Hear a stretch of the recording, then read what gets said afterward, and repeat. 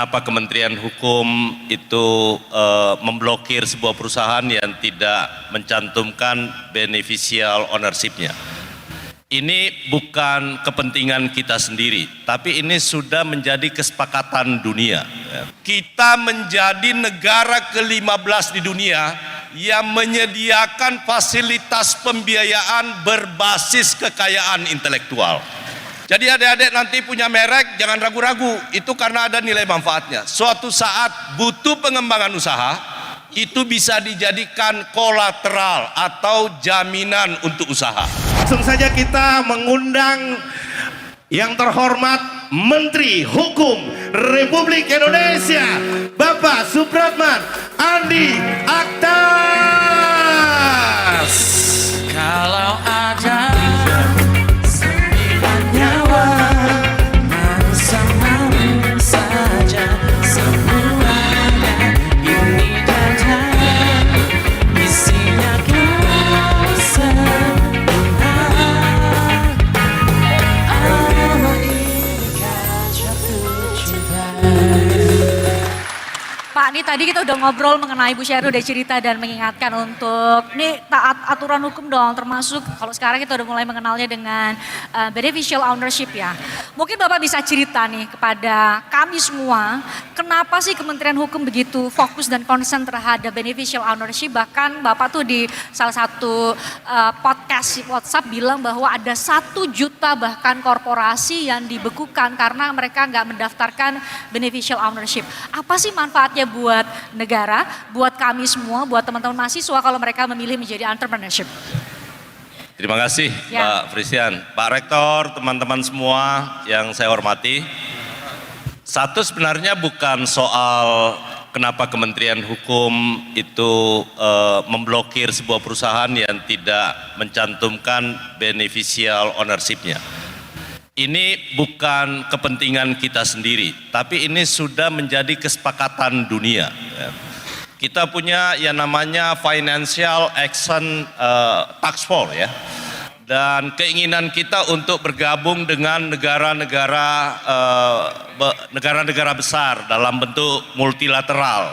Sekarang kita mau gabung dengan OECD ya. Itu mempersyaratkan salah satunya adalah menyangkut soal transparansi di bidang penerima manfaat.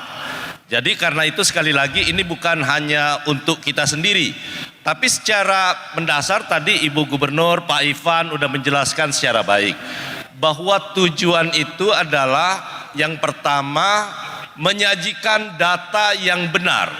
Saya setuju tadi Ibu Sherly menyatakan memulai usaha adik-adik sekalian, terutama adik-adik saya semua ini, saya juga mengalami hal yang sama dulu sama Ibu Sherly. Bedanya Ibu Sherly sebelum lahir sudah besar. Kalau saya lahir ya harus tertati-tati, ya kan? Karena itu yang paling penting adalah itu soal modal. Modal yang terbesar dalam dunia usaha adalah trust. Saya bisa berdiri di hadapan, duduk di hadapan teman-teman semua hari ini. Saya tidak pernah berharap apapun karena kami berasal dari keluarga yang sangat sederhana.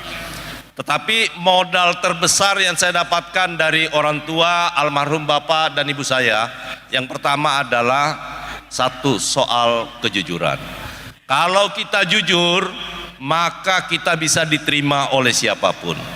Kalau kita jujur, teman-teman, adik-adik nanti bisa memulai usaha, lembaga pembiayaan manapun akan mendekati dan mendatangi Anda semua. Apalagi untuk kepentingan negara.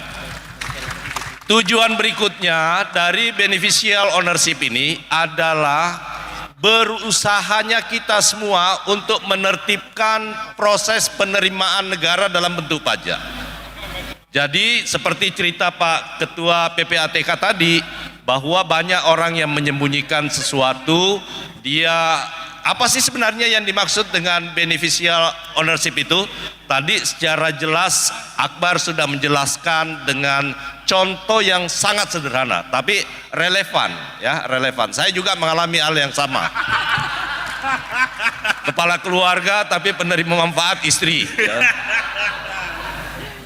Tapi adik-adik sekalian, ada teman-teman notaris semua, saya berharap ini adalah sebuah transformasi yang kita lakukan di Kementerian Hukum, terutama di Direktorat Jenderal Administrasi Hukum Umum ya. Kenapa ini penting? Yang pertama adalah memberi kepastian hukum. Dan orang yang benar-benar memiliki atau mengendalikan sebuah perusahaan, sekalipun namanya tidak tercantum di dalam akte perusahaan, baik pengurus maupun pemegang saham, tetapi dengan klasifikasi, apakah itu perseroan terbatas, apakah itu persekutuan komanditer, atau perkumpulan yayasan, minimal mereka memiliki kepemilikan 25% atau bisa mengendalikan perusahaan dari luar. Itulah yang dimaksud dengan penerima manfaat. Karena itu sekali lagi saya berharap nanti teman-teman terutama adik-adik saya ini mulailah sesuatu mendaftar, membuka perusahaan. Tadi sudah disebut ada PT Perseorangan lewat Undang-Undang Cipta Kerja dulu ya, bahwa ada PT Perorangan yang kita bisa mulai hanya dengan 50.000 PNBP-nya, teman-teman sudah bisa memiliki PT Perseorangan untuk memulai dari bisnis kampus hingga bisnis miliaran.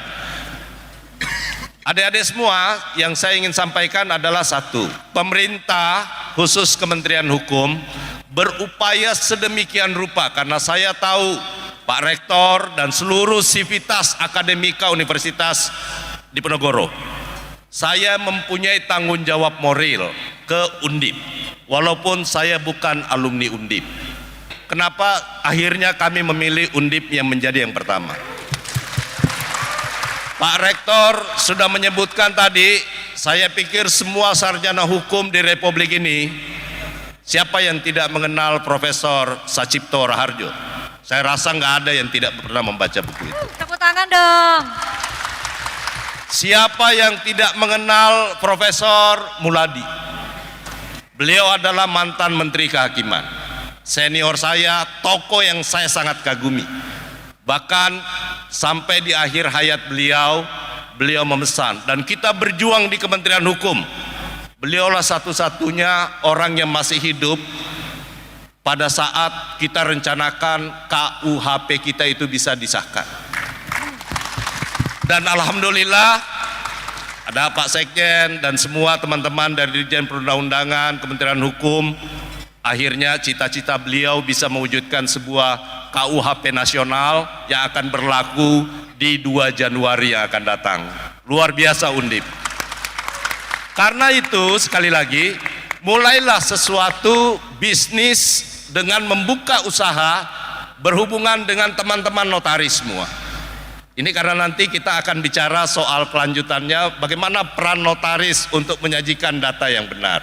Saya mohon maaf mungkin teman-teman notaris yang hadir hari ini, karena mungkin ada kendala sedikit hari ini menyangkut soal akses kepada sistem administrasi badan hukum.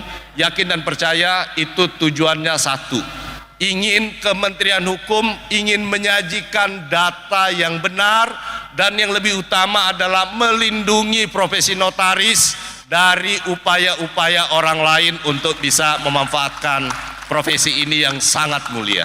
Saya rasa itu Mbak Presiden. Ya, Pak tadi Bapak udah cerita nih, mumpung nih karena kita judulnya hari ini adalah dari bisnis kampus menuju bisnis miliaran. Misalnya tiba-tiba di sini ada pengusaha yang mau daftarin mereknya misalnya. Terkait dengan hak kekayaan intelektual, entah itu hak cipta, merek, paten, pasti butuh waktu. Karena kita harus hati-hati. Saat ini kalau khusus untuk merek, salah satu yang tercepat di dunia untuk pendaftaran merek di seluruh dunia, kita hanya kalah kalau tidak salah dengan China sekarang. Karena China sudah 3 bulan maksimal mereknya udah bisa. Kita masih 6 bulan. Tidak banyak negara yang memiliki waktu mendaftarkan merek 6 bulan seperti Indonesia. Amerika Serikat pun lebih dari itu. Di negara-negara sekitar yang besar, kecuali China yang saya maksud. Tapi insya Allah nanti di perubahan undang-undang merek maupun indikasi geografis, kita akan membuat karena menggunakan AI nanti, maka waktu 3 bulan untuk pendaftaran merek itu bisa kita lakukan. Ya. Jadi yang paling penting teman-teman, adik-adik terutama ya, saya harapkan jangan pernah ragu memulai usaha. Pemerintah sudah memberi ruang kepada adik-adik semua lewat ibu-ibu notaris, bapak-bapak notaris. Jangan ragu membuat badan usaha dengan 50.000. Saya tadi cerita sama Pak Rektor, sebelum saya berangkat ke Semarang, saya sudah memperjuangkan bagaimana kampus bisa melakukan riset dalam rangka melahirkan sebuah inovasi, baik itu di hak cipta maupun terutama di bidang kalau ada fakultas teknik seperti saya ya yang mau mendaftarkan paten. Salah satu perguruan tinggi yang terbesar pendaftaran patennya adalah Undip ya. Karena itu kemarin baru saja kita keluarkan sebuah kebijakan pertama kali di Indonesia lewat rapat koordinasi antara Menteri Perekonomian, kemudian Menteri Keuangan dan beberapa lintas kementerian atas usul Menteri Hukum. Kita menjadi negara ke-15 di dunia yang menyediakan fasilitas pembiayaan berbasis kekayaan intelektual. Jadi adik-adik nanti punya merek jangan ragu-ragu, itu karena ada nilai manfaatnya. Suatu saat butuh pengembangan usaha, itu bisa dijadikan kolateral atau jaminan untuk usaha. Dulu nggak bisa, sekarang sudah bisa. Peraturan OJK-nya kami sudah dirubah oleh OJK, memungkinkan untuk KI itu bisa menjadi kolateral. Demikian pula halnya dengan untuk paten, riset di perguruan tinggi, itu bisa dilakukan.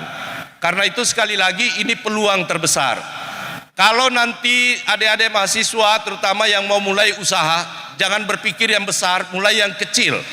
Nanti bisa bekerja sama dengan Direktorat Jenderal Administrasi Hukum Umum, Kementerian Hukum, untuk teman-teman bisa mendapatkan fasilitas dan pendampingan. Ada program inkubasi bisnis dari Kementerian Pendidikan Tinggi umpamanya, itu bisa dimanfaatkan dan bekerja sama dengan kami. Saya siap menjadi jembatan adik-adik untuk memulai bisnis, untuk menjadi entrepreneur sejati. Saya berharap mulailah dari yang kecil, tapi benar, insya Allah Tuhan pasti punya rencana untuk adik-adik semua menjadi manusia-manusia unggul. Terima kasih. Oke, terima kasih. Beliau memang sangat luar biasa, sesuai dengan nama beliau Aktas, aku menjawab dengan tuntas ya. Jadi semua tuh sampai apa yang mau ditanyakan sudah terjawab. Jadi kan bingung kita ini, luar biasa sekali ya.